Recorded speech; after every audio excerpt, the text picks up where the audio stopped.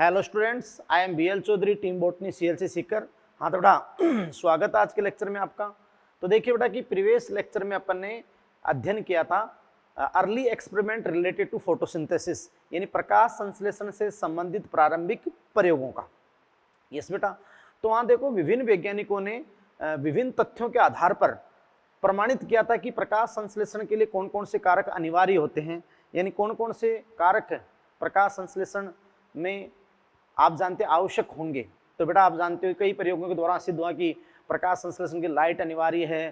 प्रकाश संश्लेषण लाइट की प्रेजेंस में हरे भागों पर ही संपन्न हो सकता है। यस बेटा, और विभिन्न वैज्ञानिकों ने सिद्ध किया कि CO2 की अनिवार्यता होती है। यस, और बेटा फिर आप जानते हैं कि पता चला कि प्रकाश संश्लेषण की रेडॉक्स प्रकृति को स्थापित किया था वहाँ पे कि इस प्रकाश संश्लेषण प्रक्रम के दौरान किसका तो ऑक्सीडेशन होता है और किसका रिडक्शन होता है।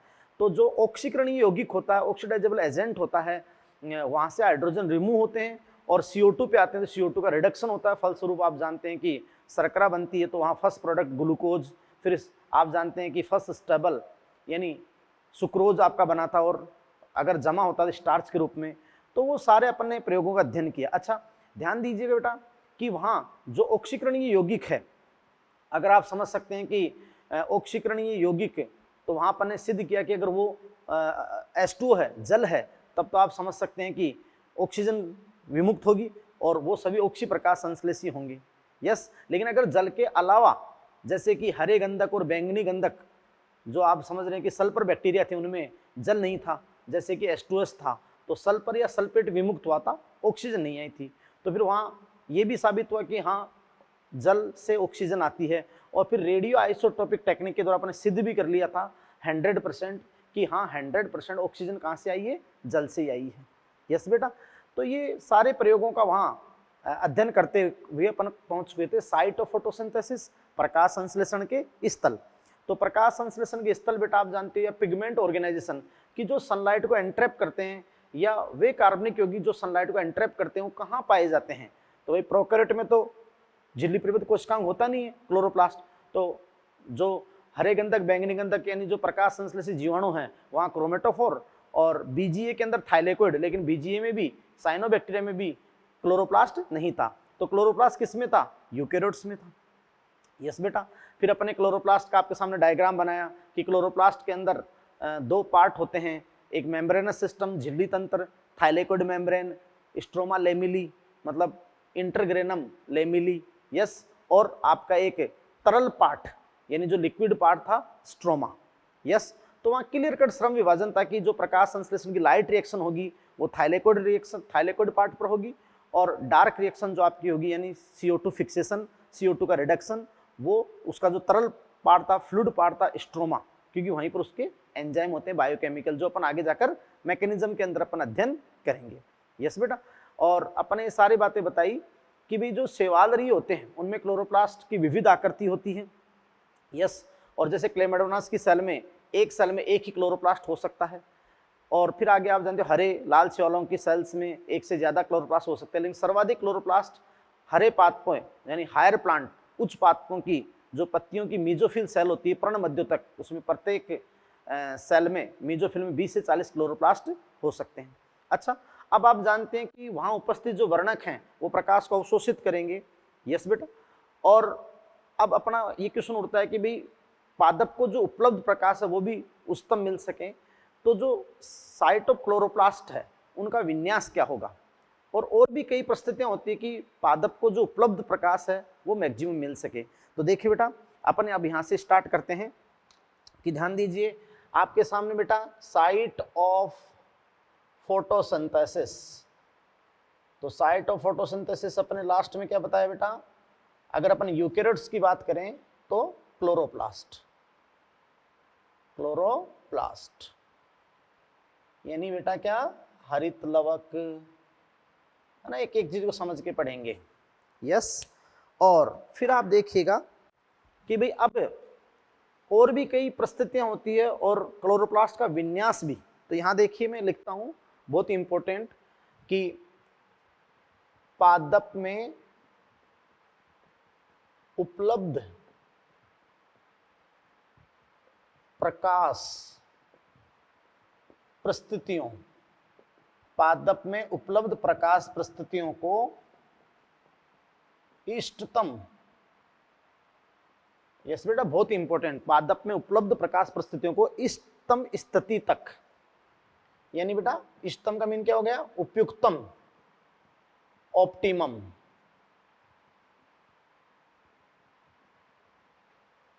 ऑप्टिमम स्थिति तक पहुंचाने के लिए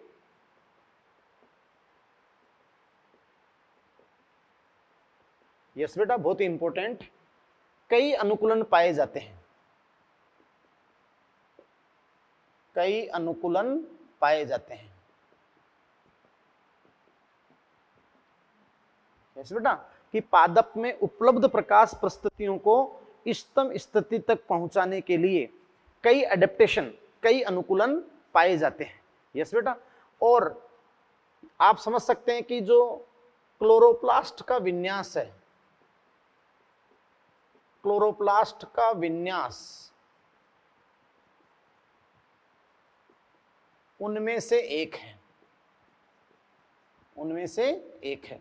भाई जो क्लोरोप्लास्ट कैसे विन्यासित हो ताकि अधिक से अधिक सनलाइट को ले सके, इष्टतम प्रकाश को ग्रहण कर सके, तो क्लोरोप्लास्ट का विन्यास भी उनमें से एक है।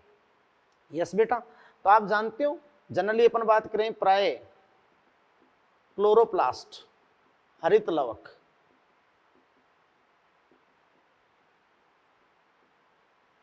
यस बेटा कि प्राय हरित लवक मीजोफिल सेल्स, मीजोफिल सेल्स की भित्तियों के साथ पंक्तिबद्ध होते हैं, भित्तियों के साथ पंक्तिबद्ध होते हैं। ये बहुत इंपॉर्टेंट लाइन। यस बेटा, तो अपन कहते हैं कि भी प्राय क्लोरोप्लास्ट मीजोफिल सेल्स की भित्तियों के साथ पंक्तिबद्ध होते हैं, यानी बहुत इंपॉर्टेंट लाइन यहाँ पर लिखे यूजुअली, ये इसी लाइन को मैं वापस लिख रहा हूँ बेटा, तो कोई दिक्कत नहीं, इंग्लिश की आपको नहीं है तो लिख चुका हूं मैं कि क्लोरोप्लास्ट का विन्यास उनमें से एक है और प्राय क्लोरोप्लास्ट मीजोफिल सेल्स की भित्तियों के साथ पंक्तिबद्ध होते हैं। यानी अपन लिखें कि usually the chloroplast, usually the chloroplast है ना बेटा, एलाइन, एलाइन मतलब विन्यासित है ना, तो यूजुअली द क्लोरोप्लास्ट एलाइन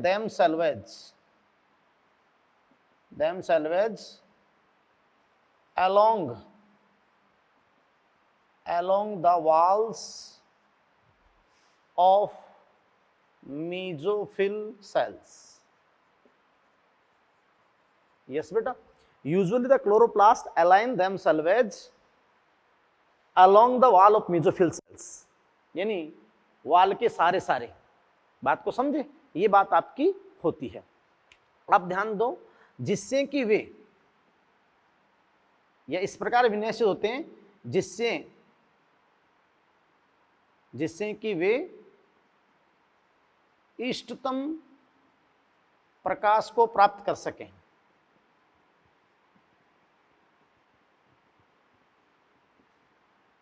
अब बेटा ध्यान दीजिएगा कि कुछ कंडीशन, कुछ स्थितियां बदलने पर, जैसे कि मान लो कि हाई लाइट इंटेंसिटी, उच्च प्रकाश तीव्रता हो या लो लाइट इंटेंसिटी हो, तो कैसे अपन बात करते हैं। यस बेटा, तो देखिएगा कि कंडीशन अपन यहां बताते हैं, कंडीशन स्थिति। यस बेटा, तो ध्यान दीजिएगा कि अगर अपन कंडीशंस की बात करें तो देखो हाई लाइट इंटेंसिटी पर, अगर अपन पत्ती की मीजोफिल कोशिकाओं में हाई लाइट इंटेंसिटी, तो बेटा तुम जानते हो ये होती है हाई लाइट इंटेंसिटी, उच्च प्रकाश तीव्रता, उच्च प्रकाश तीव्रता, समझ रहे हो। तो हाई लाइट इंटेंसिटी पर देखो बेटा ध्यान दो कैसे विन्यासित होंगे वो, तो हाई लाइट इंटेंसिटी के ऊपर जो क्लोरोप्लास्ट है, तो ये मान लो कि मीजोफिल सेल्स हैं, मीजोफिल सेल्स, ये मीजोफिल सेल्स हैं, तो बेटा आप जानते हो हाई लाइट इंटेंसिटी पर जो क्लोरोप्लास्ट हैं, ये क्लोरोप्लास्ट हैं,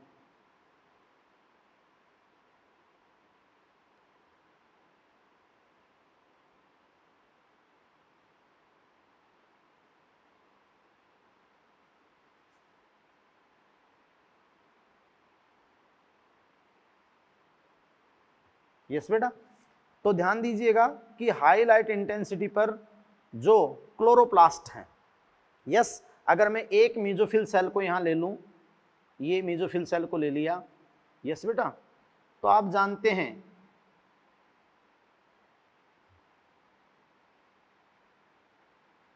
कि हाई लाइट इंटेंसिटी पर जो क्लोरोप्लास्ट हैं, अपन ऐसे कह देंगे कि क्लोरोप्लास्ट, ये जो हरित लवक हैं,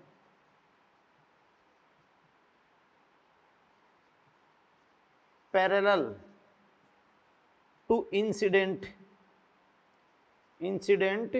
लाइट, ये अपन कहें कि लेटरल वाल।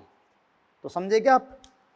बोलो कि भाई ये जो इंसिडेंट लाइट होगी, इंसिडेंट लाइट उसके समांतर पैरेलल, या जो ये पार्श्व भित्तियां, तो ये लेटरल वाल, तो पार्श्व भित्तियों के समांतर, तो आप क्या कहेंगे कि क्लोरोप्लास्ट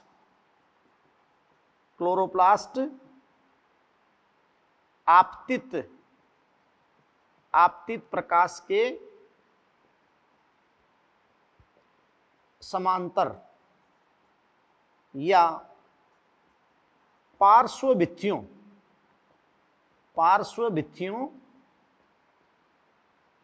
के समांतर विन्यासित होंगे।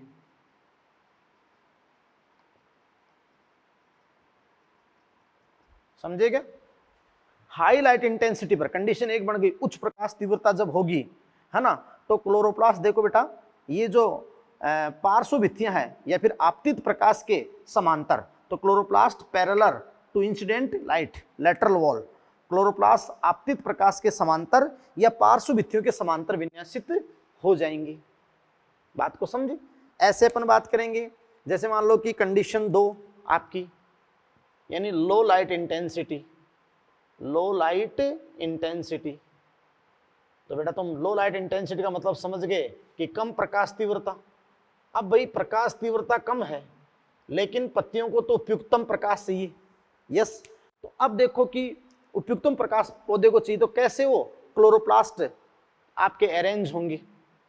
तो लो लाइट इंटेंसिटी के ऊपर आप समझ सकते हैं कि परपेंडिकुलर, जानते हो ना, perpendicular to the incident light, यानी आपतित प्रकाश के लंबवत या परपेंडिकुलर, समकोण पे। यस बेटा, बात को समझ रहे हैं? तो ध्यान दीजिएगा, जैसे मान लो कि ये मेसोफिल सेल्स हैं, पर्णमध्योतक कोशिकाएं, यस, तो मेसोफिल सेल, जैसे आपने यहां भी बताया कि मेसोफिल सेल्स, यस। अब देखो कि ये मेसोफिल सेल्स में ऐसे क्लोरोप्लास्ट विन्यासित होंगे, यानी अगर अपन यहाँ एक सेल बनाएं तो ध्यान से सुनना कि क्लोरोप्लास्ट देखो इस रूप से आकर विन्यासित हो जाएंगे, ये इस रूप से, सही। तो ये बेटा आप जानते हैं कि क्लोरोप्लास्ट, ये मेसोफिल सेल, सारी कंडीशन देखो। अब आप दिमाग लगो कि जो इंसिडेंट लाइट होगी, तो लाइट के क्या हो गए? परपेंडिकुलर। लाइट के क्या हो जाएंगे भी? परपेंडिकुलर, मतलब समकोण पर लाइट के ये परपेंडिकुलर हो जाएंगे। यस बेटा, तो आपने कहा कि परपेंडिकुलर टू इंसिडेंट लाइट, है ना, तो आप समझ रहे हैं कि ये लो लाइट इंटेंसिटी पे हो जाएंगे, आपतित प्रकाश के लंबवत, परपेंडिकुलर। समझ रहे हो? फिर आप जानते हो कि मॉडरेट, थर्ड कंडीशन क्या बन गई? मॉडरेट लाइट इंटेंसिटी, कि ना तो लाइट इंटेंसिटी ज्यादा और ना कम, तो आप कहेंगे कि औसत प्रकार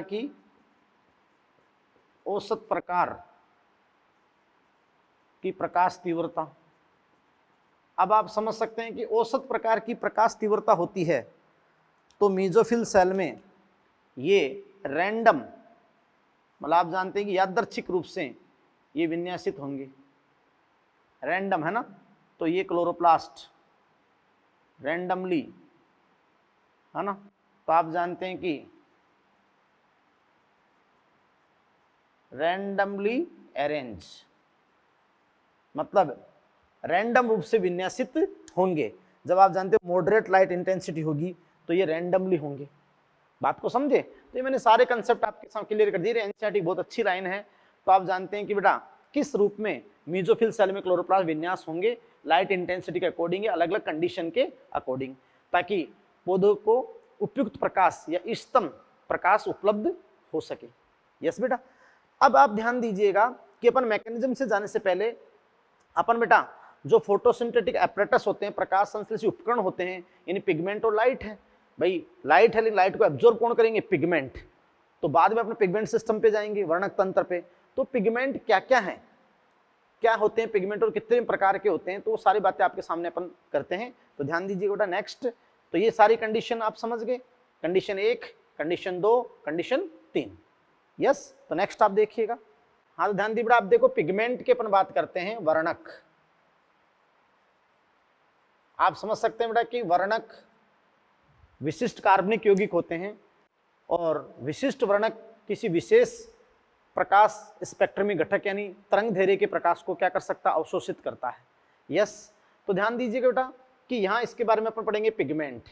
अच्छा सुने, अब आप ध्यान दें बेटा कि देखो, यदि अपन पता लगाएं कि पादप में कितने टाइप के वर्णक हो सकते हैं, तो इसके लिए देखो अपन अगर मान लो कि सबसे पहले तो हायर प्लांट जो उच्च पादप होते हैं उसके अपन हायर प्लांट एंड उच्च पादप जो हरे पादप होते हैं, तो हरे भाग पर मेनली लीव्स, तो पत्ती से अपन कैसे उनको फर्तक करें या पत्ती में कैसे पता लगाएं कितने टाइप के पिगमेंट हैं। तो ध्यान दीजिएगा बेटा कि वहां अपन ऐसे कहते हैं कि अपन जो हरे पादपों के पर्णवर्णकों का मीन यहां में क्या करूं बेटा? Leaf pigment. पर्णवर्णकों को पेपर क्रोमेटोग्राफी, एक विधि होती है बेटा पेपर क्रोमेटोग्राफी। पेपर क्रोमेटोग्राफी से फर्तक किया जा सकता है। यस बेटा। यानी leaf pigment of green plant can be separated by paper chromatography. तो आप समझ सकते हैं कि एक बहुत इंपॉर्टेंट विधि आपकी होती है पेपर क्रोमेटोग्राफी। तो हरे पादप के पर्णवर्णकों को पेपर क्रोमेटोग्राफी से फर्तक किया जा सकता है। यस बेटा। और आपको फर्तकरण के बाद जो पिक्चर प्राप्त होती है, जो चित्र प्राप्त होता है, पिक्चर प्राप्त होती है, उसे क्रोमेटोग्राम कहते हैं। क्या कहते हैं बेटा? क्रोमेटोग्राम कहते हैं। यस। अब ध्यान दीजिएगा, बहुत ही इंपॉर्टेंट बात मैं आपको कहता हूं बेटा। देखो अपन को जो लीफ पिगमेंट यानी पर्णवर्णक, यस बेटा, तो पर्णवर्णकों यानी लीफ पिगमेंट का क्रोमेटोग्राफिक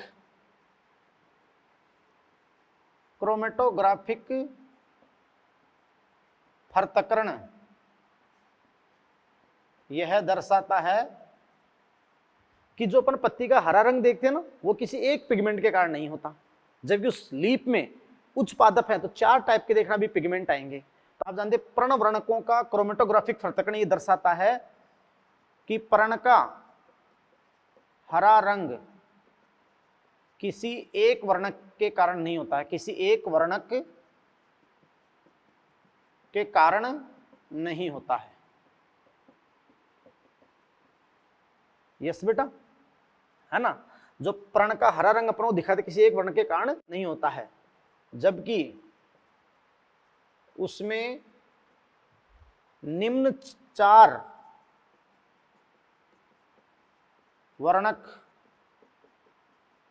पाए जाते हैं। और देखो एक ही पौधे की जो पत्तियां होती है उसमें भी थोड़ा थोड़ा आप विविधता देखते हो रंग के अंदर, है ना, एकदम हरा भी नहीं होता, वो हल्का हरा ऐसे आपका होता है ना। तो 4 वर्णक आपके बेटा उसमें पाए जाते हैं, है ना, जो निम्न है। तो आप जानते हो बेटा, सबसे पहले अपन बात करें कि हायर प्लांट की बात हो रही है यहाँ पर, तो जानते हो हरे से ओलोमेर उच्च पादपों में क्लोरोफिल की बात करें तो क्लोरोफिल ए और बी होता है, बात को समझ रहे हैं। तो यहाँ अपन बात करेंगे कि क्लोरोफिल ए, तो क्लोरोफिल ए वहां कैसा कलर, क्रोमेटोग्राम में कैसा कलर देगा, तो कैसा कलर देगा, ब्लू ग्रीन या ब्राइट ग्रीन है ना, चमकीला हरा, नीला हरा या चमकीला हरा। फिर अपन बात करें कि क्लोरोफिल बी, तो हल्का हरा हो जाएगा, येलो ग्रीन, यस बेटा। फिर अपन बात करते हैं कि कैरोटीनॉइड में आपका होता है जैंथोफिल, तो वो आपका देता है येलो जैंथोफिल, यस। और आप जानते हैं कि कैरोटीन जो है वो आपका देगा येलो टू येलो ऑरेंज, यानी अपन कहेंगे येलो ऑरेंज। अच्छा, तुम कहोगे सर फिर उस जैंथोफिल होता है फिर येलो क्यों नहीं होता, भाई इसमें फिर डोमिनेंट कौन सा है, मान लो सबसे ज्यादा लीफ में डोमिनेंट क्लोरोफिल ए होता है, ये सबसे ज्यादा है, तो लगभग वो हरा रंग ही प्रदर्शित करेगा, बात को समझे। तो ये तो अपन ने बात कर ली हायर प्लांट की। अच्छा सुने कि भी अगर अपन अन्य पादपों की बात करें, हायर प्लांट की बात करें, अगर अपन अन्य प्रकाश संश्लेषित सजीवों की बात करें, ऑक्सीजन जैसे प्रोटिस्टा हैं या फिर जैसे शैवाल हैं, तो क्लोरोफिल ए तो सब में होगा, लेकिन ये जो बी है, बी की जगह हो सकता है सी हो, डी हो, तो क्लोरोफिल के टाइप में विविधता आ जाएगी। और जैंथोफिल भी और कैरोटीन भी अलग अलग विविधता प्रदर्शित करते हैं, जो आप पढ़ चुके हो वहां पर कि लाल शैवाल में क्या था, भूरे शैवाल में क्या था, उसमें डोमिनेंट किसमें प्रभावी क्या था, और उसके कारण उसका कलर था, प्रभावी के कारण उसका क्या था बेटा, रंग था, बात को समझ रहे हैं। तो फिर आप ध्यान दीजिएगा कि यहां देखो अपन इन पिगमेंट को आगे प्रकाश संश्लेषण की क्रिया विधि के आधार पर वहां इनका क्या कार्य होगा, तो पहले अपन वो 2 श्रेणियां बना देते हैं। तो आप जानते हैं बेटा कि इन पिगमेंट यानी वर्णक की पहले ये 2 श्रेणियां बना देते हैं कि भाई मुख्य वर्णक कौन सा होता है और सहायक वर्णक कौन से होते हैं। तो देखिएगा कि यहाँ अपन ये 2 श्रेणियां बनाते हैं बेटा, यहां पर लिखते हैं इसेंशियल पिगमेंट। इसेंशियल पिगमेंट का मीन आपका हो गया अनिवार्य, कि जो अनिवार्य हैं, आवश्यक हैं, इनके बिना तो पॉसिबल नहीं है फोटोसिंथेसिस। और दूसरी आपकी कैटेगरी होगी बेटा एसेसरी पिगमेंट। तो आप कहोगे कि भाई सहायक वर्णक, बात को समझ रहे हैं। अब देखिए कि जो इसेंशियल पिगमेंट होते हैं, तो आप क्या कहेंगे बेटा कि ये वर्णक इलेक्ट्रॉन प्रवाह में भाग लेते हैं, बात को समझ रहे हैं आप, ये वर्णक इलेक्ट्रॉन प्रवाह में भाग लेते हैं, इलेक्ट्रॉन ट्रांसफर में। तो आप समझ रहे हैं कि जब वहां फोटोफॉस्फोराइलेशन होगा तो अभिक्रिया केंद्र से इलेक्ट्रॉन निकलेगा, तो इसका मतलब अभिक्रिया केंद्र में है ही, यस। तो आप समझ रहे हैं बेटा कि यहां ये क्या बनाते हैं, रिएक्शन सेंटर, अभिक्रिया केंद्र। तो आप जानते हैं कि अभिक्रिया केंद्र किसका बना होता है, वन मोलिक्यूल ऑफ क्लोरोफिल ए के एक अणु का बना होता है, सही। और अब आप समझ सकते हैं कि भी सहायक वर्णक क्या होते हैं। तो ये जो वर्णक होते हैं, मैं आपको बता दूं बेटा कि ये वर्णक ऊर्जा प्रवाह में भाग लेते हैं, है ना बेटा, ये एनर्जी फ्लो में भाग लेते हैं। किसमें भाग लेते हैं, एनर्जी फ्लो में।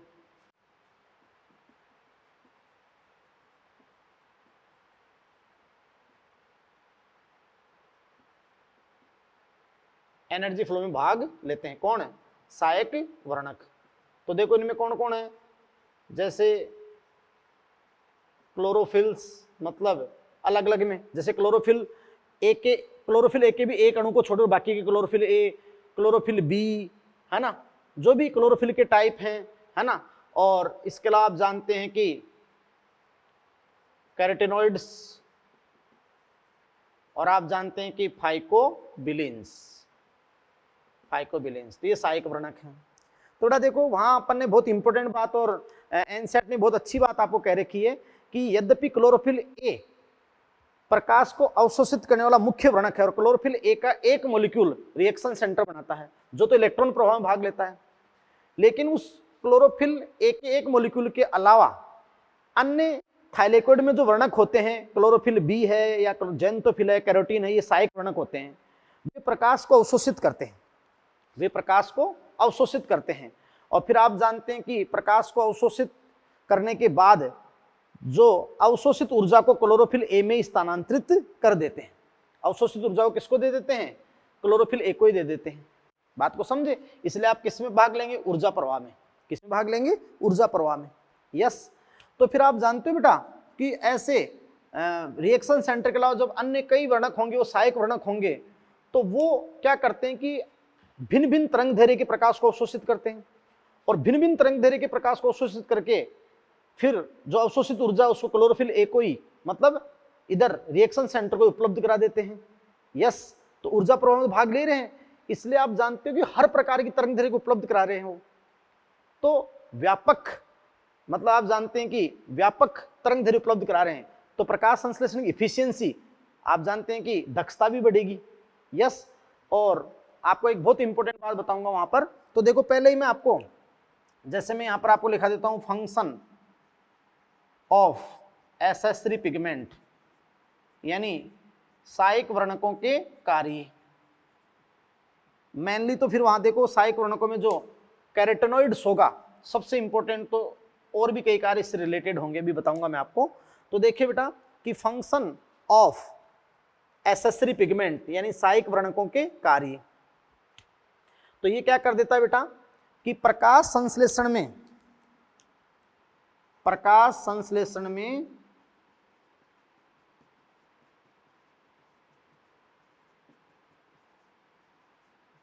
प्रयुक्त होने वाली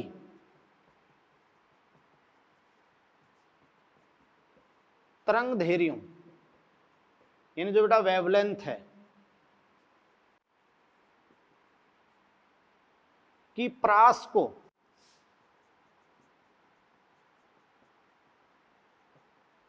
व्यापक बना देता है, व्यापक बना देते हैं।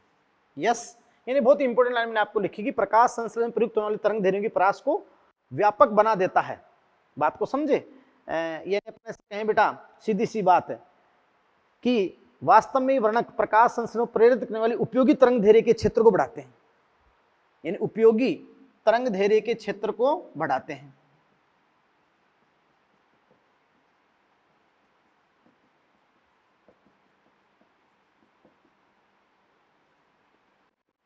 भाई कैसे? ध्यान देना, प्रकाश संश्लेषण में 400 से 700 नैनोमीटर का प्रकाश मतलब उपयोगी होता है। यानी आप जानते हो, यहां साइड में लिख देता हूं मैं, विबग्योर। क्या होता है? विबग्योर। समझ रहे हो? अब दिमाग लगाना, जैसे क्लोरोफिल ए, ये जो विब होती है वोलेट इंडिगो ब्लू, इसको नहीं ले सकता, क्योंकि ये जो विब होती है इसकी तरंग दैर्ध्य कम होती है और आवर्ती ज्यादा होती है, यानी ऊर्जा ज्यादा होती है विब के अंदर। तो ये क्लोरोफिल ए का नाश कर सकती है, उसका सोलराइजेशन यानी फोटो ऑक्सीडेशन कर देगी, फोटो ऑक्सीडेशन, है ना। तो इस विब को कैरोटेनॉइड लेते हैं। विब को कौन लेते हैं? कैरोटेनॉइड। यस बेटा, क्योंकि क्लोरोफिल ए तो अपन आगे बताएंगे कि रेड को ही एब्जॉर्ब करता है ज्यादातर, है ना। तो ऐसे अपन बात करें कि अलग अलग तरंग दैर्ध्य की प्रास को एब्जॉर्ब करता है और अवशोषित ऊर्जा को उसको ही उपलब्ध करा देता है। तो प्रकाश संश्लेषण में प्रयुक्त होने वाली तरंग दैर्ध्यों की प्रास को व्यापक बना देते हैं। कौन? ये जो आपके सहायक वर्णक हैं, और अपन लिखा है कि उपयोगी तरंग दैर्ध्य के क्षेत्र को बढ़ाते हैं। यस। इसके अलावा देखो और क्या करते हैं कि आपको मैंने लिखा कि भाई स्पेशली यहां कैरोटेनॉइड आएंगे बाद में, है ना। कैरोटेनॉइड जब मैं श्रेणी लिखाऊंगा तो वहां और टाइप बता दूंगा कि क्लोरोफिल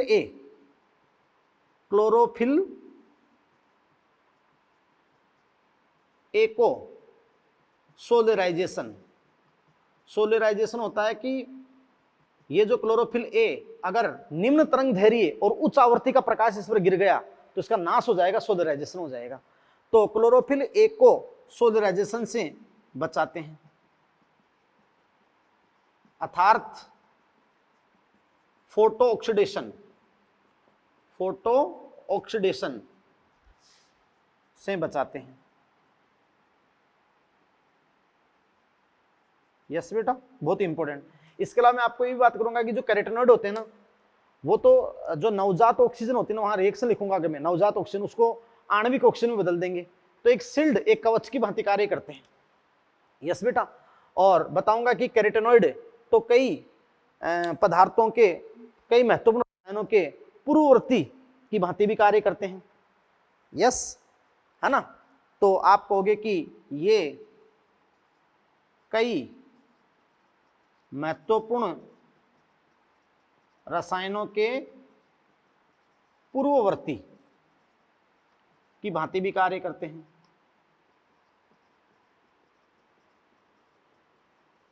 यानी वहां बता देंगे बेटा कि इनसे अन्य कई पदार्थों का संश्लेषण भी हो सकता है। सही, तो अपन ऐसे यहां पर इसलिए उनको दो में बांट दिया।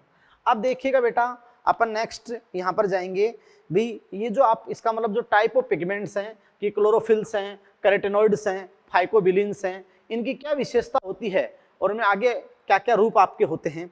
तो नेक्स्ट यानी अपन इसका मतलब वर्णकों में विविधता होती है। तो अब अपन बात कर रहे हैं टाइप ऑफ पिगमेंट। यस बेटा, तो ध्यान दीजिएगा नेक्स्ट।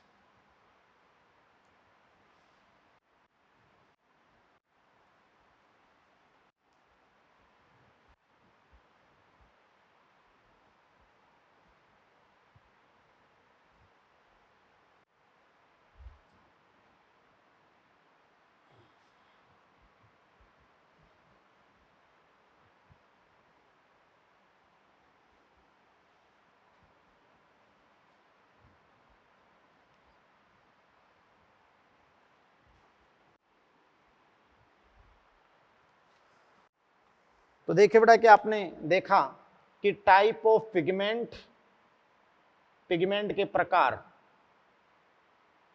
यस बेटा, तो टाइप ऑफ पिगमेंट में आपने बेटा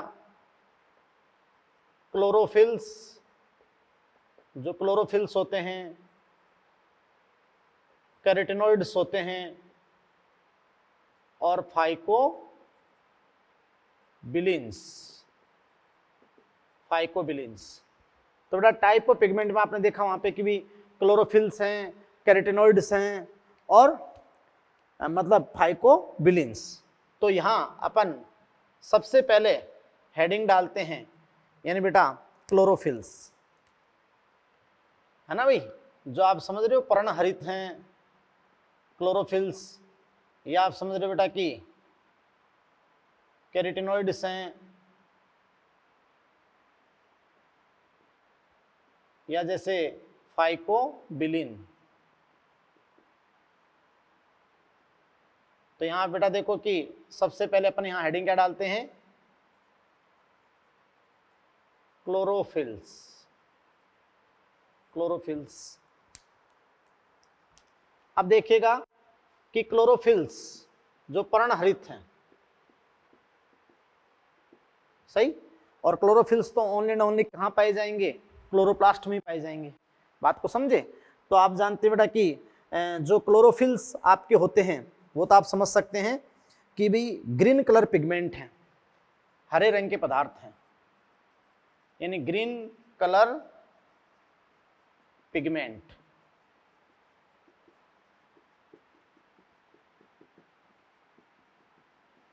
हरे रंग के पदार्थ, सही, बात को समझ रहे हैं।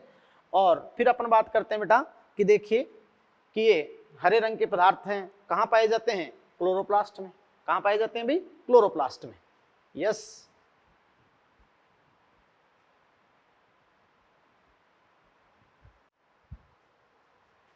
हाँ, तो बेटा आप देखिएगा टाइप ऑफ पिगमेंट। तो टाइप ऑफ पिगमेंट की अपन बात करते हैं,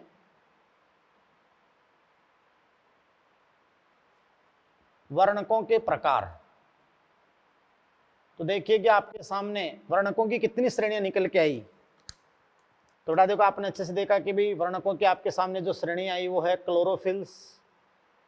क्लोरोफिल्स मतलब पर्णहरित, यस। और फिर आप बात करते हैं, क्लोरोफिल्स की बात हो गई, कैरोटेनोइड्स है ना, और फाइकोबिलिन्स।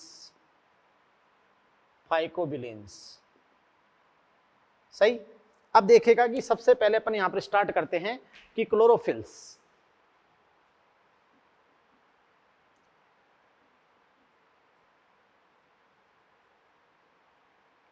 क्लोरोफिल्स यानी पर्णहरित। तो ध्यान दीजिएगा बेटा कि क्लोरोफिल्स कि अगर आपके सामने मैं लिखूं कि भी जो क्लोरोफिल्स हैं, तो आप जानते हो हरे रंग के वर्णक हैं, है ना, बहुत इंपॉर्टेंट। यानी मैं आपके सामने लिखूं क्लोरोफिल्स, यस, तो भाई हरे रंग के वर्णक हैं।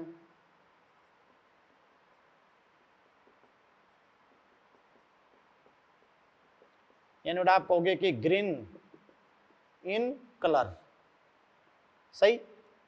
और आप जानते हैं कहां पाए जाते हैं बेटा, हरित लवक। हरित लवक यानी क्लोरोफिल तो क्लोरोप्लास्ट के अलावा कहीं नहीं आपने सेल बायोलॉजी में पढ़ा होगा, हरित लवक में पाए जाते हैं, समझे। अकर इन क्लोरोप्लास्ट, क्योंकि वहां अपने प्लास्टिड लवक के टाइप पढ़े होंगे, ल्यूकोप्लास्ट, एवरनी लवक, क्रोमोप्लास्ट। क्रोमोप्लास्ट में ये कैरोटेनॉइड ये हो सकते हैं जेंथोफिल, लेकिन क्लोरोफिल नहीं होगा। क्लोरोफिल ओनली एंड ओनली कहां होगा, क्लोरोप्लास्ट में। इसलिए आप जानते हो कि फोटोसिंथेसिस का कार्य केवल क्लोरोप्लास्ट कर सकता है, तो हरित लवक में पाए जाते हैं, यस बेटा। और फिर अपन आपके लिए कहें कि भाई लिपिड इन नेचर, प्रकृति में लिपिड हैं, लिपिड इन नेचर। अब लिपिड हैं तो आप समझ सकते हो कि जल में अघुलनशील, वाटर इनसोल्यूबल होंगे सारे क्लोरोफिल, जल में अघुलनशील तथा कार्बनिक विलायकों, जो ऑर्गेनिक सॉल्वेंट है ना,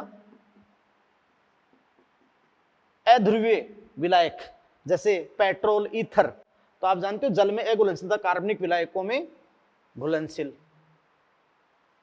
क्योंकि वाटर इनसोल्यूबल हैं और सोल्यूबल इन ऑर्गेनिक सॉल्वेंट, क्यों, क्योंकि लिपिड इन नेचर, वसीय प्रकृति के हैं, यस बेटा। तो ये बात आपके सामने हो गई, बोलो भी। तो बहुत इंपॉर्टेंट बात मैंने आपको बता दी, ये क्लोरोफिल से रिलेटेड, यस बेटा। अब देखो कि टाइप ऑफ क्लोरोफिल, क्लोरोफिल में भी विविधता है, टाइप ऑफ क्लोरोफिल, तो क्लोरोफिल में भी विविधता है, पर्णहरित के प्रकार। तो ध्यान दीजिएगा बेटा कि क्लोरोफिल में क्या क्या विविधता है। सबसे पहले अपन बात करते हैं क्लोरोफिल ए की। किसकी बात करते हैं बताओ, क्लोरोफिल ए। तो फर्स्ट यहां पर देखिएगा क्लोरोफिल ए, और बेटा बहुत इंपॉर्टेंट, यही सबसे इंपॉर्टेंट इसके अंदर, क्लोरोफिल ए। तो देखिएगा कि आपने स्टार्ट किया फर्स्ट क्लोरोफिल ए, पर्णहरित ए, सही। अब ध्यान दीजिएगा बेटा कि क्लोरोफिल ए के लिए, है ना, कैसा है ये, या तो आपने कहा था कि नीला हरा, ब्लू ग्रीन या ब्राइट ग्रीन, ये पहले आपने बता दिया, यस। तो आप क्या कहोगे, it is a bluish green, मतलब नीला हरा, और ब्राइट ग्रीन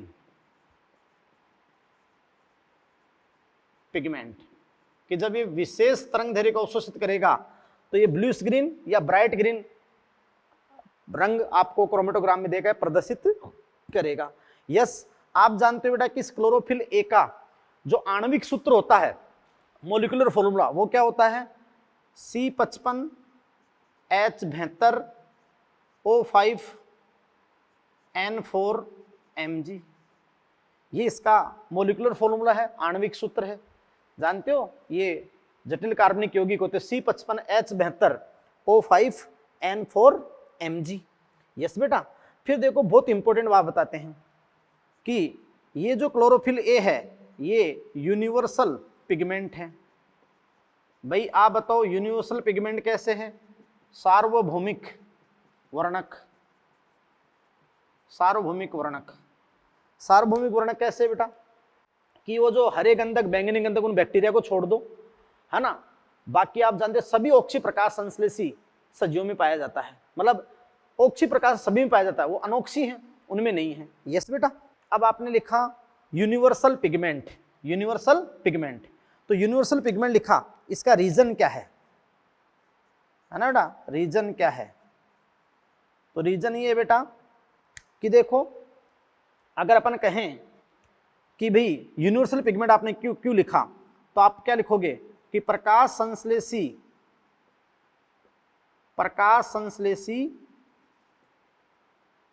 अनोक्सी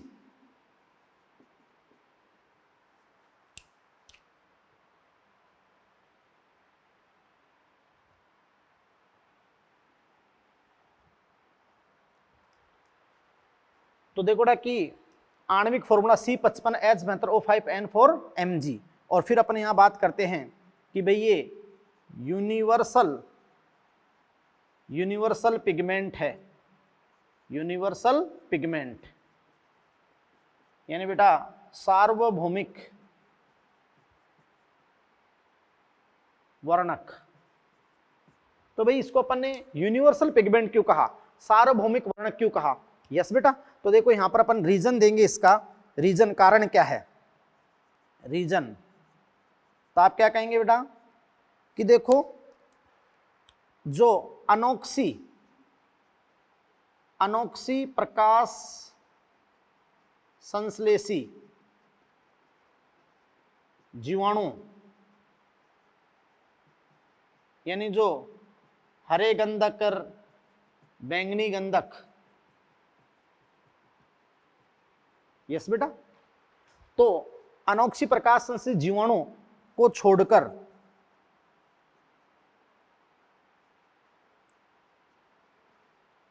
सभी प्रकाश स्वपोषियों में उपस्थित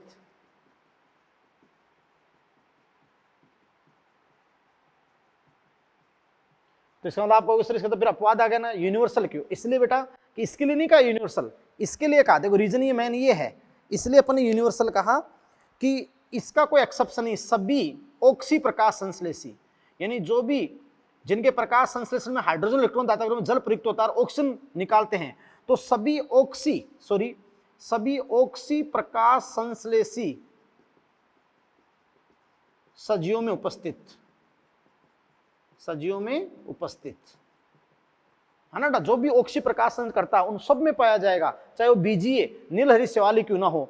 तो आप जानते हो सभी ऑक्सी प्रकाश संश्लेषी सजीवों में, यानी जो नीलहरी शैवाल ने ऑक्सी प्रकाशन किया था बीजीए, या प्रोटिस्टा में जितने भी डायटम, डायनोफ्लेजेट्स, यूग्लेनोइड्स जो भी हैं आप समझ रहे हैं, और जितने भी टाइप के आपके शैवाल हैं, चाहे वो लाल शैवाल हो, भूरे शैवाल हो, या फिर आप उच्च पादप हो, है ना, हायर प्लांट हो, सब में यानी बीजीए, प्रोटिस्टा और प्लांटी के सदस्यों में सब में आप जानते हैं कि क्लोरोफिल ए उपस्थित होगा। बात को समझे, ये आपका रीजन हो गया, समझ रहे हो। फिर देखो आप जानते हो कि क्लोरोफिल ए से रिलेटेड जो नेक्स्ट बात है, आप जानते हैं बेटा कि ये जो क्लोरोफिल ए है, क्लोरोफिल ए, यस, तो बेटा क्लोरोफिल ए अपन कहेंगे कि पृथ्वी पर सर्वाधिक मात्रा में वर्णकों में पृथ्वी पर सर्वाधिक मात्रा में पाया जाने वाला वर्णक है। तो आप क्या कहोगे कि सर्वाधिक मात्रा में पाया जाने वाला वर्णक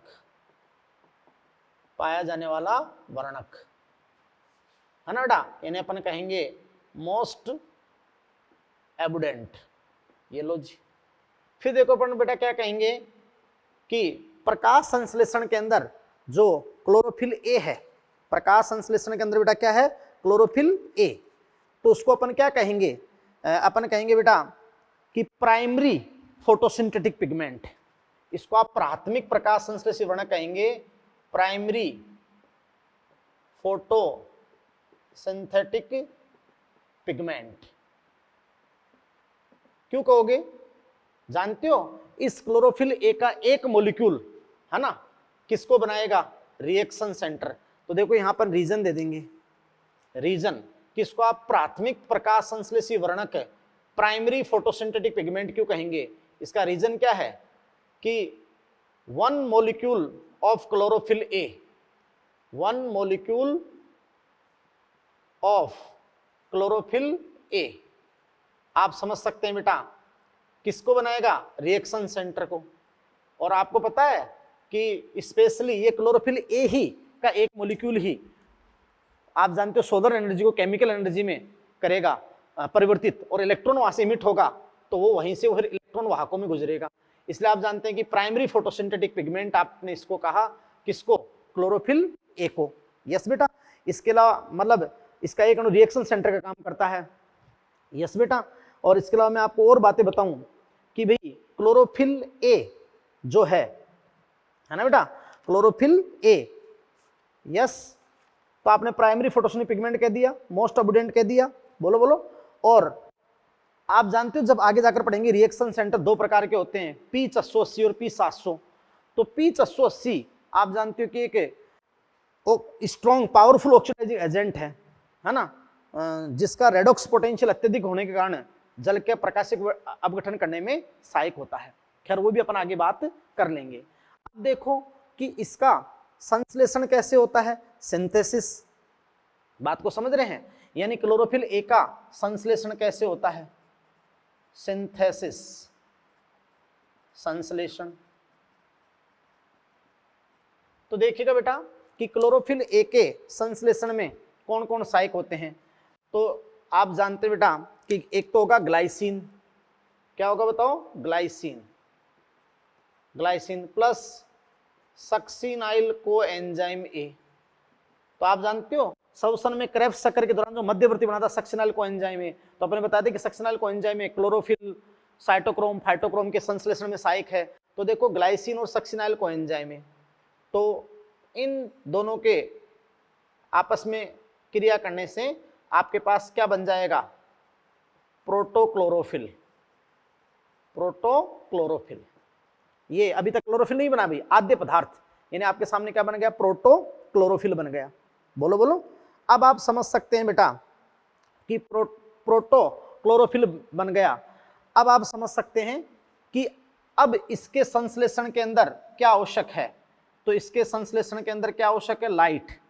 लाइट इसेंशियल है, लाइट, है ना। और कुछ आप जानते हैं कि आयरन, मैग्नीशियम, ये तत्व भी आवश्यक हैं, और नाइट्रोजन, क्योंकि मैग्नीशियम और नाइट्रोजन को इसके घटक आएंगे। तो फिर आपका संश्लेषित होता है क्लोरोफिल ए। क्लोरोफिल ए, ये लो। यस, तो ये मैंने आपको इसका संश्लेषण समझा दिया। यस बेटा, है ना। और आप जानते हैं, या फिर अपन ऐसे दे दें कि भी तभी इसके अंदर क्या ऐड होगी? Phytol tail. अभी बताऊंगा स्ट्रक्चर में, है ना। या अपन इसको ऐसे कह दें कि ग्लूटामिक, जो एमिनो एसिड ग्लूटामिक एसिड है, वो सीधा आप जानते हैं कि संश्लेषित कर सकता है ग्लूटामिक एसिड, ये संश्लेषित कर सकता है क्लोरोफिल ए। क्लोरोफिल ए, बात को समझ रहे हैं? तो देखिए बेटा कि बहुत इंपॉर्टेंट लाइन आपको बताता हूं कि भी देखो क्लोरोफिल ए, ग्लाइसिन और सक्सिनाइल कोएंजाइम, तो प्रोटोक्लोरोफिल। फिर आपका लाइट जरूरी होगा इसमें। तो लाइट आते आप जानते हैं कि वो क्लोरोफिल, और आप जानते हैं कि मिनरल जो अनिवार्य होते हैं क्लोरोफिल के संश्लेषण में, मैग्नीशियम, आयरन और नाइट्रोजन। इसमें मैग्नीशियम और नाइट्रोजन तो इसके संरचनात्मक घटक हैं। यस बेटा, तो बहुत ही इंपॉर्टेंट बात मैं आपको बताता हूं। यस, फिर देखिएगा बेटा कि ये जो क्लोरोफिल ए होते हैं, और मैं आपको बता दूं, ये आ जाओ, है ना, कि सीधी सी बात होती है, यहां नोट में लिखा दूं कि लाइट इज इसेंशियल, यानी प्रकाश अनिवार्य है फॉर देयर सिंथेसिस।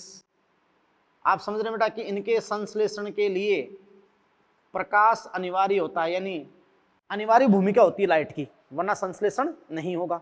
तो light is essential for their synthesis. Yes, और इसेंशियल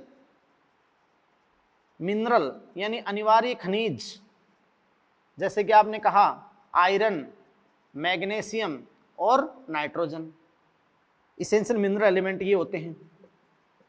फिर क्या क्या हो गया आप कि मैग्नीशियम तथा नाइट्रोजन तो इसके संरचनात्मक घटक हैं, संरचनात्मक घटक हैं। सही।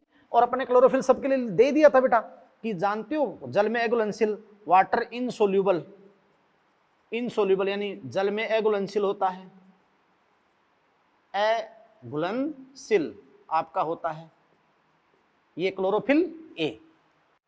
बात को समझ रहे हैं? जल में अघुलनशील इन कार्बनिक विलायकों में क्या होता है? घुलनशील होता है। बात को समझ रहे हैं? अब देखिएगा बेटा एक बहुत इंपॉर्टेंट नोट अपन वहां पर लिखते हैं इसके लिए, किसके लिए? क्लोरोफिल ए के लिए। इसका मतलब इसके संश्लेषण में लाइट अनिवार्य है। बात को समझे? तो अपन एक बहुत इंपॉर्टेंट नोट वहां पर अपन देते हैं और फिर अपन किस पे आएंगे? स्ट्रक्चर पे। यस, तो ध्यान दीजिएगा।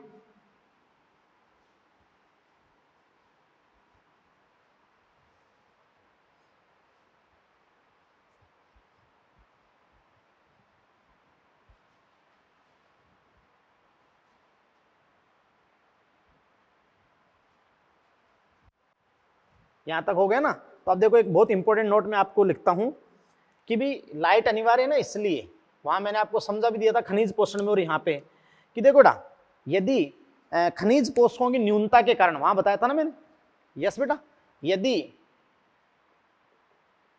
खनिज या ऐसे कहें कि अनिवार्य खनिज पोषकों की न्यूनता के कारण पादप के भागों में पीलापन आता है। बताया था ना भाई, येलोइंग ऑफ लीव्स, है ना भाई। यदि अनिवार्य खनिज तत्वों की न्यूनता के कारण, डिफिशियंसी ऑफ मिनरल के कारण अगर पादप भागों में पीलापन आता है तो इसे क्लोरोसिस कहते हैं, क्लोरोसिस कहते हैं।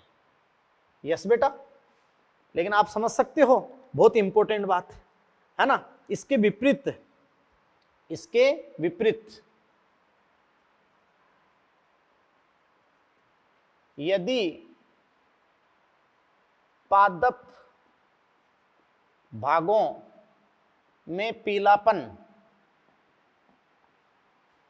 अपर्याप्त, यस बेटा,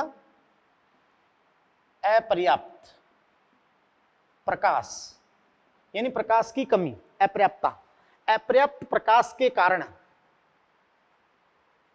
यस बेटा, यानी बहुत इंपॉर्टेंट बात होगी ना, है ना, अपर्याप्त प्रकाश के कारण होता है तो इसे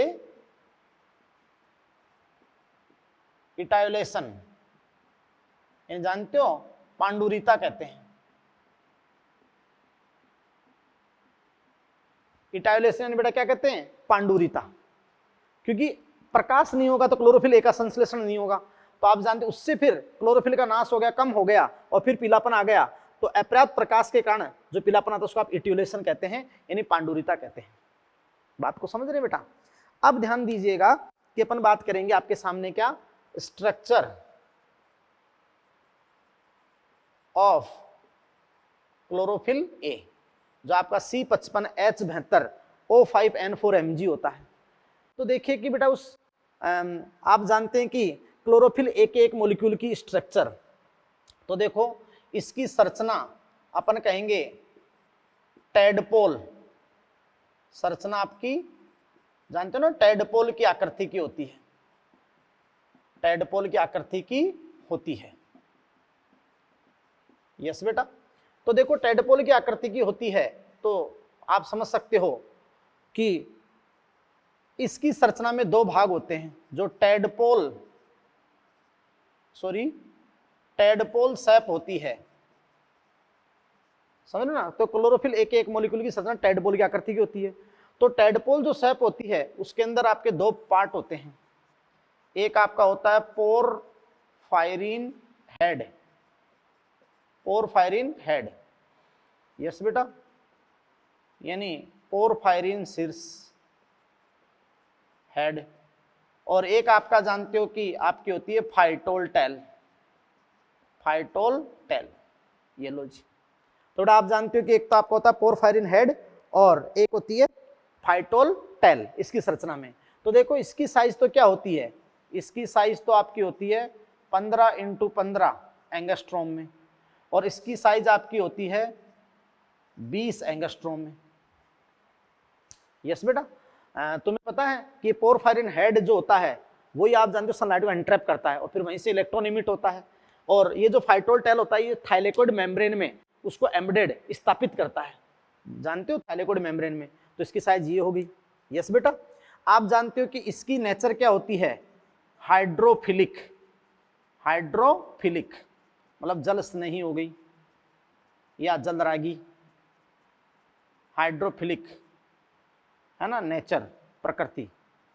और इसकी आपकी नेचर क्या होती है, हाइड्रोफोबिक, हाइड्रोफोबिक नेचर यानी जल विरागी, जल प्रतिकर्षी। समझ रहे हो बेटा। फिर अपन कहते हैं बेटा कि देखो आप जानते हैं कि ये अम्लीय प्रकृति की होती है, acidic in nature, sorry acidic in nature, और ये एल्कोहलिक नेचर की होती है, एल्कोहलिक इन नेचर। सही। फिर अपन बात कहें बेटा कि देखो इसमें 4 पायरोल, टेट्रा पायरोल आपने ऑर्गेनिक केमिस्ट्री में पढ़ा होगा, टेट्रा पायरोलिक रिंग यानी टेट्रा पायरोल रिंग होती है, टेट्रा पायरोल रिंग मतलब टेट्रा पायरोलिक स्ट्रक्चर आपकी होती है। यस बेटा, बहुत इंपॉर्टेंट मैं आपको बता दूं, है ना। और आप जानते हो कि सेंटर पे मैग्नीशियम होता है, केंद्र पे मैग्नीशियम, मैग्नीशियम आयन केंद्र पे, ये बिना आयन के है ना, मैग्नीशियम होता है सेंटर पे, जो आयन अवस्था में नहीं होता बेटा, ध्यान से सुनना, हाँ है ना मैग्नीशियम। और तुम जानते हो कि वो दो तो कोऑर्डिनेट बॉन्ड व 2 कोवलेंट बॉन्ड से बंधित होता है, 2 कोऑर्डिनेट बॉन्ड और 2 कोवलेंट बॉन्ड, अभी बता दूंगा मैं स्ट्रक्चर के अंदर, समझ रहे हो ना। और ये जो फाइटोल टेल होती है ना 20 कार्बन की, आप समझ रहे हैं, तो ये क्या करती है बेटा कि लिपिड थाइलेकोइड झिल्ली की जो लिपिड की बाइलेयर होती है ना, लिपिड बाइलेयर में है ना, आप जानते हैं कि दसी होती है, एम्बेडेड होती है, बात को समझ रहे हैं। तो ये बात आपकी होगी। यस, अब आप ध्यान दीजिएगा बेटा कि देखो इसकी स्ट्रक्चर में मैं आपको सामने बता देता हूं बहुत इंपॉर्टेंट बात।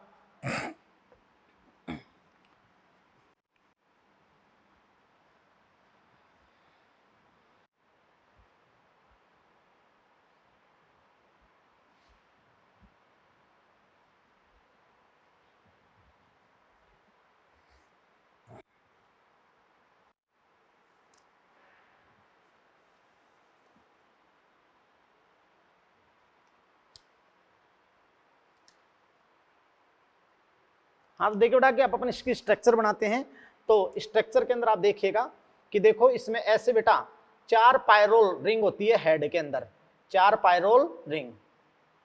तो ये इस फॉर्म में आपके बेटा देखो 4 पायरोल रिंग होती हैं, यहां आपका होता है नाइट्रोजन।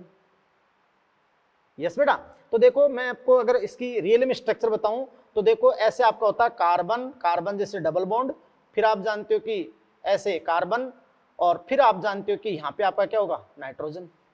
समझे। अब जरूरी अल्टरनेट कार्बन बॉन्ड होगा, डबल बॉन्ड होगा, क्योंकि CH3 जैसे ग्रुप वो तो कार्बन की वैलेंसी को पूरा करने और भी जुड़ सकते हैं, लेकिन ऐसे आपकी पायरोल रिंग होगी। तो ये आपका हो गया, आप समझ रहे बेटा कि फर्स्ट पायरोल रिंग। ऐसे आप समझ रहे हैं कि यहाँ पर आपकी होगी जैसे ये सेकेंड पायरोल रिंग।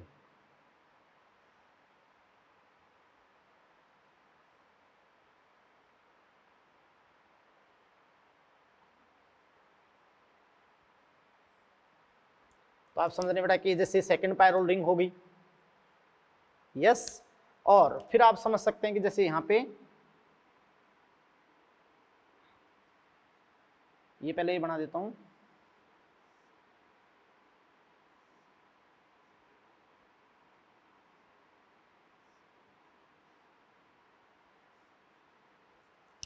थोड़ा देखो यहाँ पे आपकी हो गई ये थर्ड पायरोल रिंग, तो ये सेकंड और ये थर्ड, सही।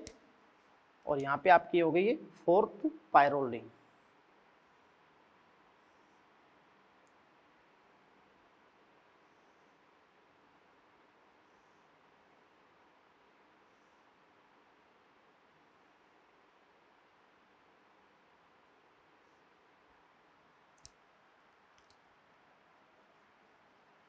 सॉरी, और यहाँ सेंटर पे आपका होता है मैग्नीशियम आयन, जो आयनिक नहीं होता है। अब ध्यान दीजिएगा कि यहाँ दो तो आपके कोऑर्डिनेट बॉन्ड होते हैं। मैं आपको बता दूं, यहाँ अगर मैं सेंटर को इस कलर से समझा दूं कि देखो बेटा सेंटर पे आपका होता है magnesium ion, sorry magnesium ion नहीं होता, वो मैग्नीशियम मॉलिक्यूल आपका होता है। अब यहाँ देखो दो तो आपके होते हैं कोऑर्डिनेट बॉन्ड, और दो आप जानते हैं कि आपके होते हैं कोवलेंट बॉन्ड, सही।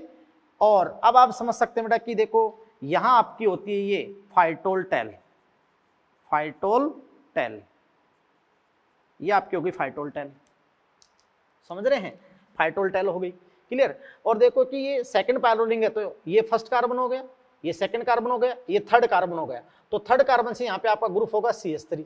अच्छा, अब अगर अपन बात करेंगे क्लोरोफिल A में CH3, तो इसके स्थान पे क्लोरोफिल B में बस क्या होगा, CHO ग्रुप होगा, इतना सा फर्क होगा। बात को समझे।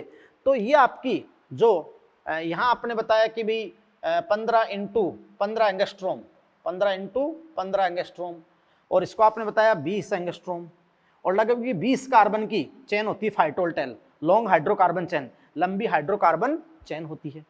बात को समझ रहे बेटा। तो ये बात आपकी होगी, स्ट्रक्चर हो गया आपकी किसकी, क्लोरोफिल A की, सही। तो ये हर तरीके से आपका क्या होगा बेटा, क्लोरोफिल A। यस, अब देखिएगा अपन नेक्स्ट लेते हैं क्लोरोफिल B। तो नेक्स्ट आप लीजिए बेटा क्लोरोफिल B।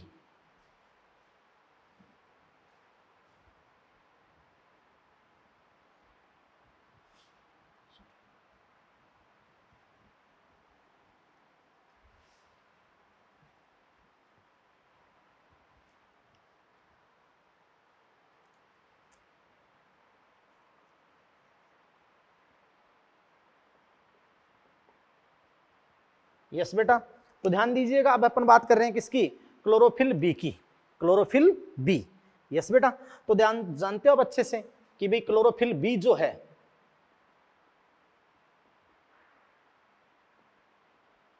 आपने क्या बताया अभी, पहले बता दिया था कि येलो ग्रीन पिगमेंट है, येलो ग्रीन पिगमेंट, वो तो आप समझ सकते हो कि क्लोरोप्लास्ट में पाया जाएगा, येलो ग्रीन पिगमेंट है। इसका जो आणविक फॉर्मूला वो क्या होगा, C55H70 होगा बेटा, O6N4Mg, है ना। क्यों, क्योंकि अभी आपने क्या कह दिया था, अभी आपने कह दिया था कि सेकंड पायरोल रिंग के थर्ड कार्बन पर उपस्थित CH3 के स्थान पर CHO। तो देखो एक ऑक्सीजन आ गया ना, तो ऑक्सीजन आ गया, 2 हाइड्रोजन कम हो गए, तो वहां मैथिल यानी CH3 मैथिल ग्रुप के स्थान पर, ये आप जानते हो CHO उपस्थित होता है। बात को समझ रहे हैं आप, अच्छे से जानते हैं बेटा कि जो क्लोरोफिल B है, क्लोरोफिल B, मैं आपको बता देता हूं बेटा कि जो क्लोरोफिल B है वो कहां कहां किन किन में उपस्थित आपका होता है। यस बेटा, आप समझ रहे हैं बेटा कि जो क्लोरोफिल B है वो आप समझ रहे हैं बेटा कि किस किस में पाया जाएगा, तो फाउंड इन, किस कहां कहां उपस्थित होगा। तो आपको पता है कि प्रोटिस्टा में तो एक आपके होंगे यूग्लिनोइड, यूग्लिना में जानते हो हायर प्लांट की तरह होता है यूग्लिनोइड, और एल्गी में आपके होंगे ग्रीन एल्गी, हरे शैवाल, और इसके अलावा किस में होगा, हायर प्लांट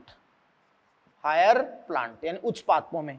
यस बेटा, तो आप समझ रहे हैं कि जो क्लोरोफिल B है वो आप समझ सकते हैं अच्छे से कि found in embryophytes, green algae और यूग्लिनोइड, मतलब जितने भी भ्रूणीय पादप हैं, मतलब एम्ब्रियोफाइट्स यहां मैं दे दूंगा कि ब्रायोफाइटा, टेरिडोफाइटा, जिम्नोस्पर्म, एंजियोस्पर्म, यानी पूरे प्लांटी में, पूरे प्लांटी में। इसके अलावा यूग्लिनोइड और ग्रीन एल्गी में।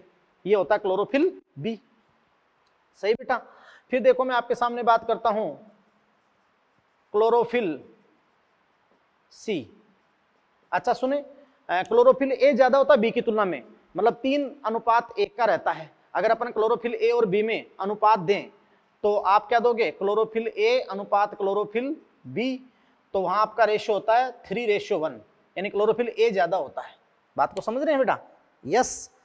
अब बेटा आप ध्यान दीजिएगा कि भाई जो क्लोरोफिल बी सहायक वर्ण का काम करता है और chlorophyll B inductive resonance. Inductive resonance का मीन होता है कि रिएक्शन सेंटर को, ये सहायक वर्ण को तो लाइट एनर्जी देगा, और किसके द्वारा, इंडक्टिव रेजोनेंस के द्वारा, वो अपन बता देंगे आगे। फिर देखिएगा बेटा कि जो क्लोरोफिल सी होता है, क्लोरोफिल सी में फाइटोल टेल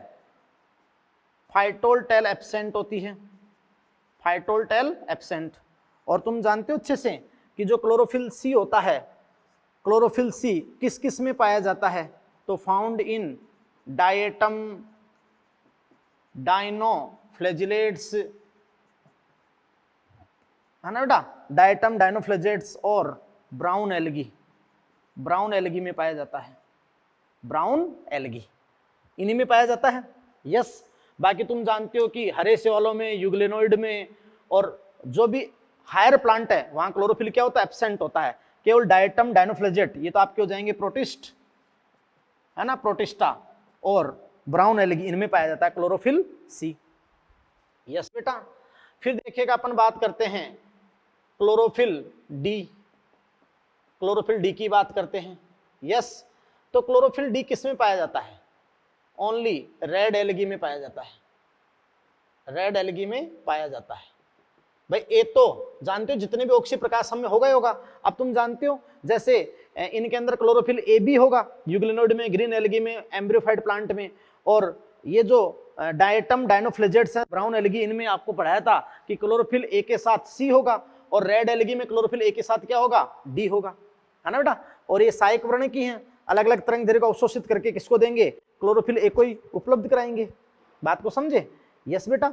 इसके अलावा तुम जानते हो कि क्लोरोफिल ई, तो वो आप जानते हो पीले से वाले में होता है ज़ैंथोफाइसी, ज़ैंथोफाइसी के अंदर ये होता है क्लोरोफिल ई। तो ये सारे टाइप के आपके पास क्लोरोफिल हो गए। अच्छा सुनो, जीवाणु में बेटा, जीवाणु में आप जानते हो कि जीवाणु में वास्तविक क्लोरोफिल नहीं होता है, अपन नोट लिखेंगे। यस बेटा। तो आप जानते हैं बेटा कि जीवाणुओं के अंदर वास्तविक क्लोरोफिल नहीं होता है, तो फिर क्या होता है? यस बेटा। तो देखिएगा कि यहां पर नोट लिखेंगे, क्योंकि वो तो अनोक्षी प्रकाश संश्लेषित थे, है ना। तो जीवाणुओं में अर्थात अनोक्षी प्रकाश संश्लेषी जीवाणुओं में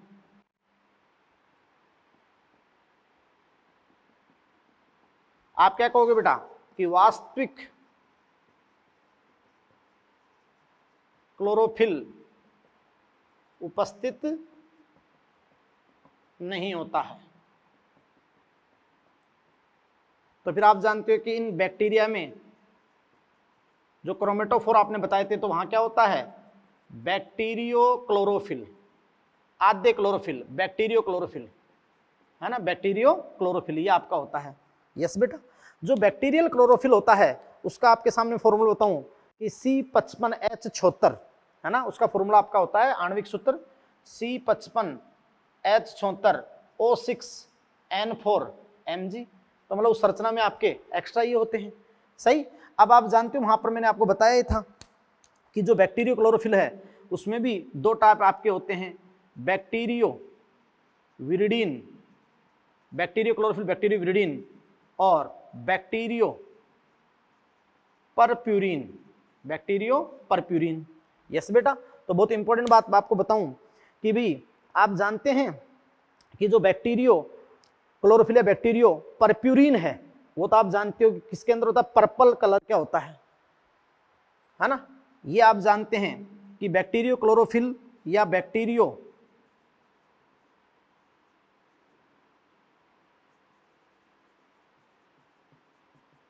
परप्यूरिन, ये तो किस कलर का होता है, पर्पल कलर का होता है। जो आप जानते हो पर्पल सल्फर बैक्टीरिया था, बैंगनी गंधक जीवाणु, उसके अंदर ये उपस्थित होता है। यस, पर्पल सल्फर बैक्टीरिया जो आपका था। यस बेटा। और दूसरा आप जानते हो कि जो बैक्टीरियो विरिडीन है, बैक्टीरियो विरिडीन, ये आप जानते हो कि ग्रीन सल्फर बैक्टीरिया में अपन बता देते हैं आपको। तो ये सारी बात मैंने बता दी बेटा क्लोरोफिल से रिलेटेड। यस बेटा। अब आप नेक्स्ट देखिएगा, क्लोरोफिल के बाद में अपन बात करेंगे किसका, कैरोटीनॉइड का। यस बेटा। तो आप समझ रहे हैं कि अब अपन बात करेंगे आपके सामने किसकी, कैरोटीनॉइड्स की, कैरोटीनॉइड्स की। यस, तो ध्यान दीजिएगा फटाफट।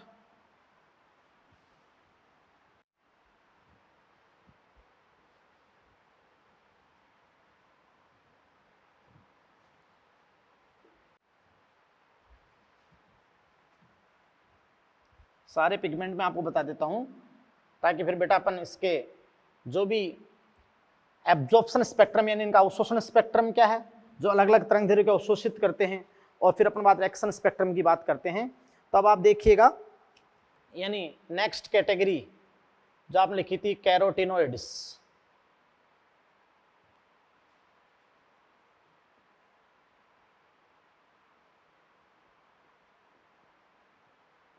यस, और आप समझ सकते हैं कि कैरोटीनॉइड्स क्या होती हैं।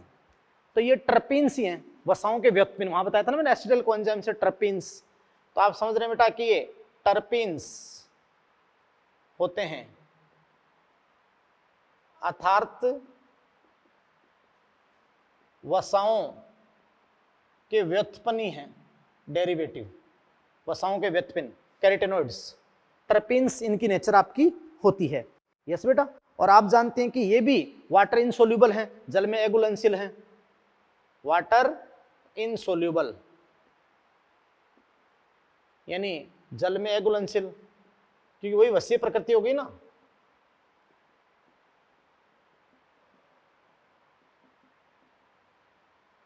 यस बेटा। और सीधी सी बात करेंगे कि देखो इनके संश्लेषण में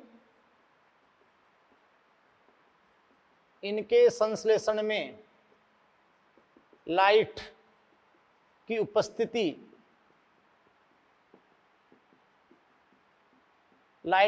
की अनिवार्यता नहीं होती है। मतलब light is not required. Yes, ये अपन बात कर लेंगे बेटा, समझ रहे हो ना। और आप जानते हो कि भाई ये उच्च आवर्ती मतलब निम्न तरंगदैर्घ्य प्रकाश पर भी ये नष्ट नहीं होते हैं। तो आपको मैं बताऊंगा कि मोस्ट स्टेबल पिगमेंट हैं, मोस्ट स्टेबल पिगमेंट। यस बेटा। और जानते हो ब्राउन, रेड, ऑरेंज, येलो, कई टाइप के अलग अलग ये है ना, यानी ब्राउन है, रेड है, ऑरेंज है, येलो कलर प्रदर्शित करते हैं। बात को समझ रहे हैं। अब बेटा ध्यान दीजिएगा कि जो कैरोटीनॉइड्स हैं, आप जानते हैं कि क्लोरोप्लास्ट में तो होते हैं हरित लवक के साथ में, क्लोरोफिल के साथ साथ में, लेकिन क्रोमोप्लास्ट जो वर्णकी लवक था, क्रोमोप्लास्ट में भी स्थित होते हैं। बात को समझ रहे हैं, ये भी इंपॉर्टेंट बात है। और मोस्ट स्टेबल ये प्रोडक्ट हैं। यस बेटा। और देखो कि इसको दो श्रेणियों में यहाँ पर बांटा गया है, जो आपका कैरोटीनॉइड्स है। तो कैरोटीनॉइड्स को दो श्रेणियों में बेटा डिवाइड किया गया है, मैं आपको बता देता हूं। तो ध्यान दीजिएगा कि जैसे कैरोटीनॉइड्स, इसको दो श्रेणियां यहां पर बनाई गई है, और वो दो श्रेणियां आपके सामने हैं, कैरोटीन्स और आपका क्या बेटा, ज़ैंथोफिल। ये कैरोटीनॉइड्स में आते हैं। यस।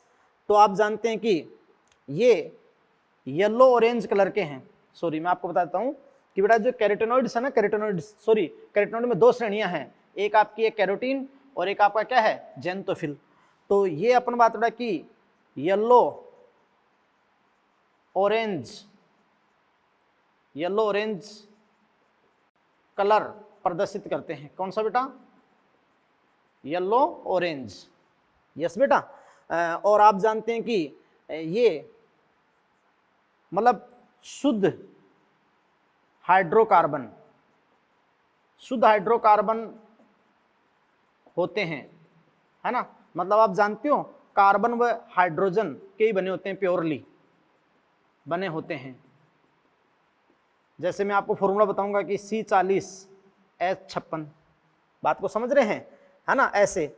और आप जानते हैं ये 3 टाइप के आपके होते हैं कैरोटीन मेनली, है ना। जैसे अपन बात रहे कि अल्फा कैरोटीन सबसे ज्यादा आपका होता है, बीटा ये कॉमन होता है, जैसे क्लोरोफिल ए होता है ना, वैसे बीटा कैरोटीन और गामा कैरोटीन।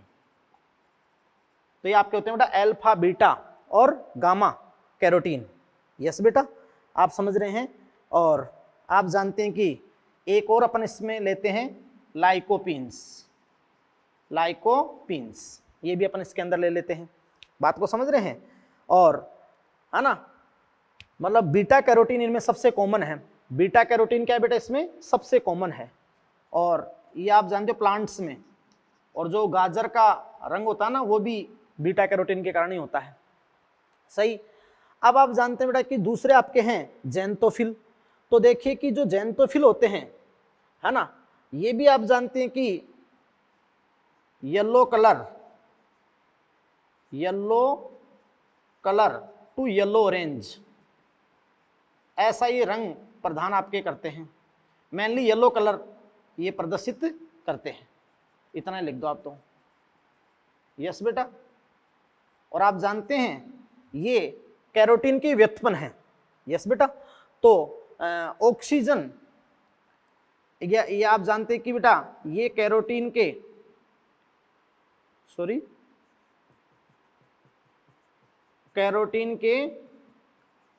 ऑक्सीजन युक्त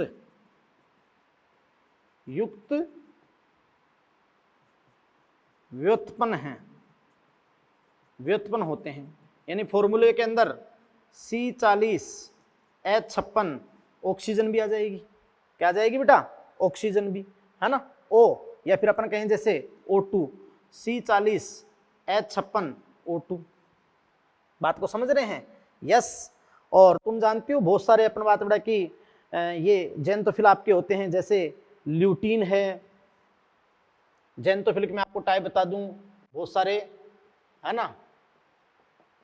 जैसे ल्यूटीन है, जानते हो, बस जो पतझड़ में पत्तियों का रंग इसी कारण होता है, ल्यूटीन के कारण ही। इसके अलावा तुम जानते हो जेंतोफिल के अंदर बहुत सारे, मैं आपको बता देता हूं बेटा, जैसे फ्यूकोजेंथिन, भूरे से वालों का भूरा रंग फ्यूकोजेंथिन ने दिखता है कारण। अभी जितनी इसकी मात्रा होती है, तो बताया था ना आपको, विभिन्न शेडेड में वो दिखाई देते हैं। ऐसे जैसे अपन बात रहे कि वायोलोजेंथिन आपका हो गया, वायोलोजेंथिन हो गया, है ना। ऐसे बहुत सारे अपन बात रहा कि जेंतोफिल के आपके पास में टाइप हैं, फ्यूकोजेंथिन है, वायोलोजेंथिन है। यस। और जैसे कि डायटोजेंथिन, डायटा में आपको था ना, डायटोजेंथिन आपका हो गया। और आप समझ सकते हैं बेटा कि जियाजेंथिन, ये आपके तरह तरह के क्या हो गए? जेंतोफिल हो गए। क्या हो गए बेटा? जेंतोफिल। अच्छा सुनो, ये जो कैरोटिनॉइड है ना, कैरोटिनॉइड्स चाहे कैरोटीन या जेंतोफिल, ये बहुत स्टेबल हैं, और ये निम्न तरंगदैर्घ्य उच्च आवृत्ति के प्रकाश को भी आराम से ले सकते हैं। यानी मैंने आपको बताया ना, विब, वोलेट, इंडिगो, ब्लू। और बेटा मैं आपको बहुत इंपॉर्टेंट इनके फंक्शन बता दूं कि भाई ये है ना, फोटोसिंथेसिस को और ज्यादा दक्ष बनाते हैं, क्योंकि ये विभिन्न प्रकार की अलग अलग तरंगदैर्घ्य के प्रकाश को अवशोषित करते हैं। तो उसी को फिर अवशोषित करके ऊर्जा को क्लोरोफिल ए को प्रोवाइड करते हैं, और क्लोरोफिल ए को सोलराइजेशन से, फोटो ऑक्सीडेशन से बचाते हैं। बात को समझे? और मतलब एक शील्ड, कवच की तरह ये काम करते हैं, है ना। ये बहुत इंपॉर्टेंट आपके हैं, समझ रहे हो ना। और कई पदार्थों की पूर्ववर्ती की तरह भांति भी कार्य करते हैं। यस। जैसे मैं आपको यहाँ समझाऊंगा फिर कि भी कई पदार्थों के पूर्ववर्ती की भांति कार्य करते हैं। तो यहाँ मैं आपको एग्जांपल बताऊंगा, मैंने वहां भी आपसे बात की थी कि बीटा कैरोटीन किसका पूर्ववर्ती है? बीटा कैरोटीन मतलब आप जानते हैं बेटा, आपको बता दूं बहुत इंपॉर्टेंट बात यहाँ पर कि बीटा कैरोटीन विटामिन ए का पूर्ववर्ती है। विटामिन ए ये कैरोटीन में है ना। जैसे बीटा कैरोटीन का फॉर्मूला अपन क्या बताता है, C40H56। तो जरा C40H56 आपका ये है C40H56 + 2H2O। तो यहाँ आपका जो विटामिन ए का फॉर्मूला आपने कभी देखा है, मैं लिखवा देता हूँ कि C19H27 तो यहाँ पर लगा देंगे H27 और CH2OH। आप समझ रहे हो ना कि C19H27 और फिर CH2OH, ये विटामिन ए है, समझ रहे हो ना, ये बात है। इसी प्रकार जो इनके अंदर जो ज़ैंथोफिल में है वायोलोजेंथिन, ये आप जानते, इससे ABA प्लांट हार्मोन ABA की बात कर लेंगे। यस बेटा, तो ये सारी बात आपके सामने हो गई।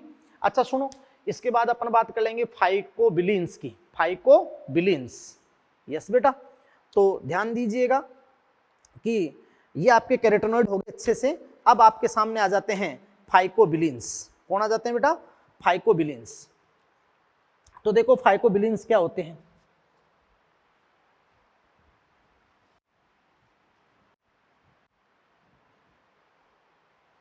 सबके बारे में बता देता हूं आपको, ताकि आपको हर चीज परफेक्टली समझ में आ जाए।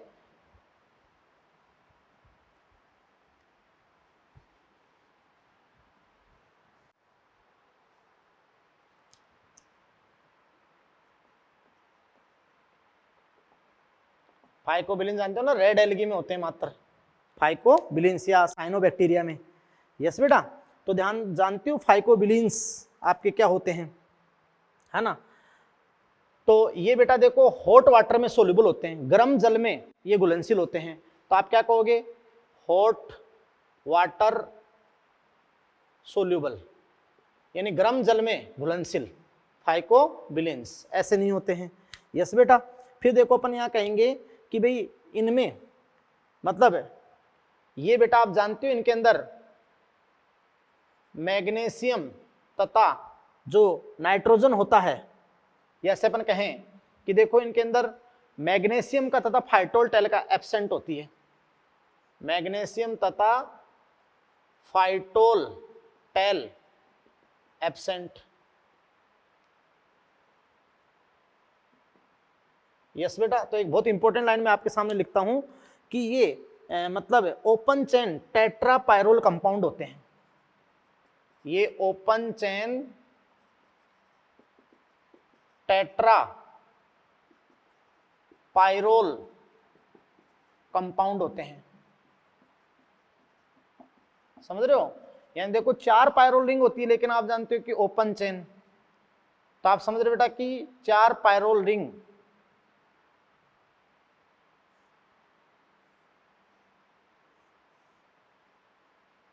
ऐसे इनके अंदर आप जानते हैं बेटा कि 4 पायरोल रिंग होती हैं।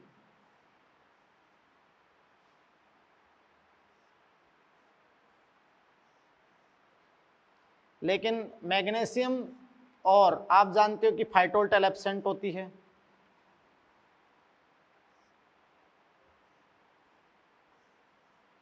सही, तो देखो यहां ओपन चेन टेट्रापायरोल, यानी यहां पर आप जानते हो एन एन एन और एन। यस बेटा, बहुत इंपॉर्टेंट मैं आपको बात बताऊं। यस, और तुम जानते हो कि भाई ऐसे ये ऐसे बाइंड होती है ये, तो ये आपका फर्स्ट, सेकंड, थर्ड और फोर्थ। तो ओपन चेन टेट्रापायरोलिक कंपाउंड आपके होते हैं फाइकोबिलिन्स, और हॉट वाटर सोल्यूबल होते हैं। लाइट इज नॉट इसेंशियल, है ना, इनके संश्लेषण में लाइट इज नॉट इसेंशियल, अनिवार्य नहीं है। इन देयर सिंथेसिस, चलो यस बेटा। और आप जानते हो कि एग्जाम्पल इसमें क्या होता है, जैसे फाइकोसाइनिन।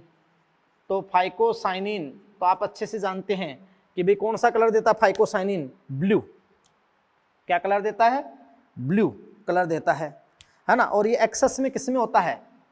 एक्सेस में आपका होता है किसमें? BGA में, साइनोबैक्टीरिया में।